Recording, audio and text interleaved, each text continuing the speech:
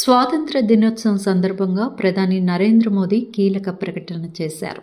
ఈ దీపావళిని మీకు డబుల్ బోనంజా ఇవ్వబోతున్నామన్నారు.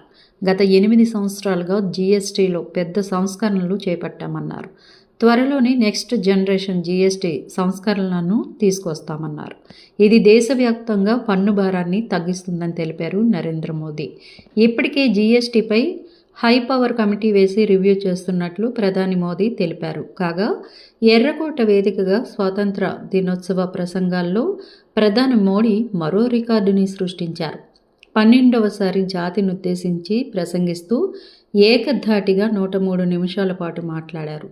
గత ఏడాది 98 నిమిషాల తన రికార్డును తానే బద్దలు కొట్టారు మోదీ. గతంలో 1947లో నెహ్రూ 72 నిమిషాలు, 2005లో మన్మోహన్ సింగ్ 50 నిమిషాల పాటు ప్రసంగించారు.